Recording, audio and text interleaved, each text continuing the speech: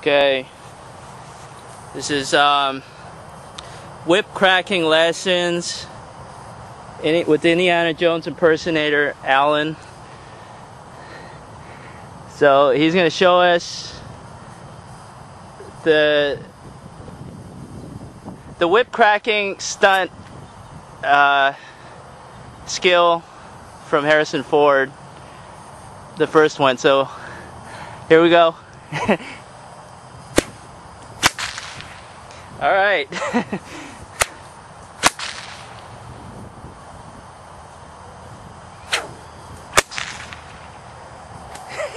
was perfect. All right, I'm also doubling as the apprentice here. Okay, so I'm the guy that's filming, and I'm the apprentice. Alan, do you want me to flip this around? You don't have to. No. There you go.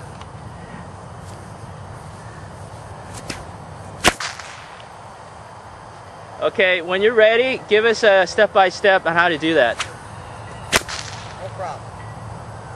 First of all, you always want to start with the whip behind you in a straight line. Because if you don't put it in a straight line, what's going to end up happening is you'll hit the back of your calves, which, well, the short story is that hurts. Speak louder. Okay, they might not be able to hear you.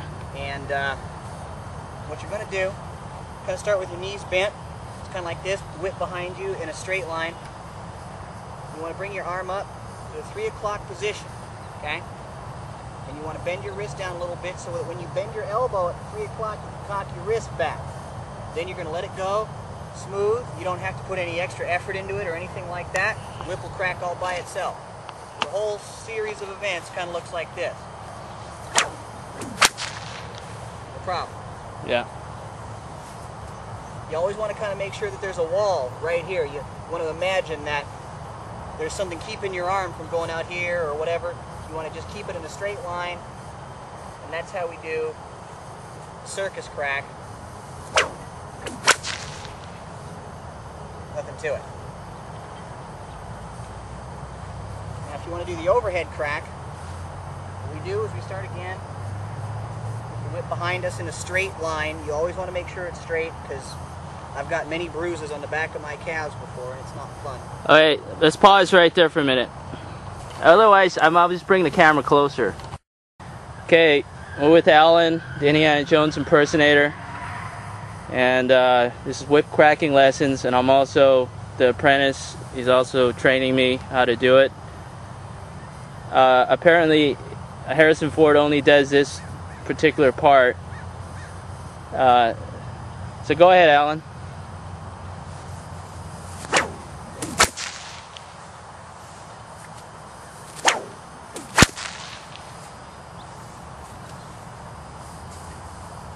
Now the step-by-step instruction would be to start out with the whip behind you in a straight line every time. Because if you don't, what you'll end up doing is you'll whip the back of your calves, and that hurts. I've got lots of scratches on there to prove it. So start with the whip behind you in a straight line.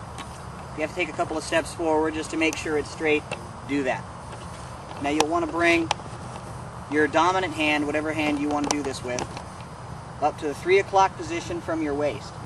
Keep your wrist pointed down, because it's all up here. Wrist pointed down so that when you bend your elbow at the 3 o'clock position, you can cock your wrist back, just like this, right about where your ear is. And then when it's time to go, you just let it go forward and snap your wrist, and you always want to end at the 3 o'clock position again. Just snap your wrist forward when you make it all the way there. The fluid motion, you don't ever want to pause or stop. You just kind of want to do it all in one fluid motion. Looks like this. 3 o'clock is the horizontal, straight position. You don't want to use a lot of muscle from what you told me. Right. You don't want to put too much muscle into the whip. But you put a certain amount. Not really.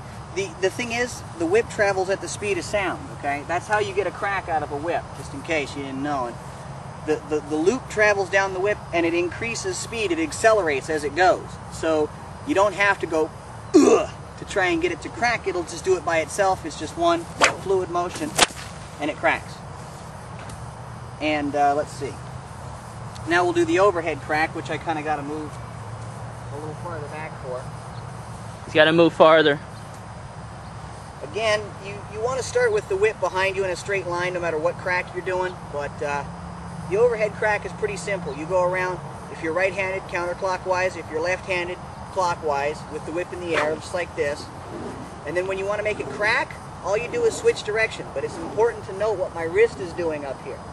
What it's doing is it's swiveling around my arm to keep the motion going so that you can keep the whip in the air the entire time. And then whenever you're ready to make it crack, you simply switch directions like so. Oh, that's perfect. And if you want to be a little more of a showman about it, you can kind of go, move your body around with it. That was pretty damn good. That one's better. He's a casual Indiana Jones. He's the casual Indiana Jones, just, you know, the weekend guy. But make no mistake, he's much better than this. Much better than this? Yeah. I don't know what you're talking about. What? What do you mean I'm much better than this? Better as in the impersonation. Ah. With the clothes on. Now I get, see, no, I don't wear the whole costume in 100-degree heat, folks. If your party has, you know, an outside event and it's 100 degrees, I'll wear it. But when we're just casually cracking whips, there's no need to put the whole costume on. But I got the hat. The hat, I'd say, is the most important thing. That was good. Okay, we're giving lessons here.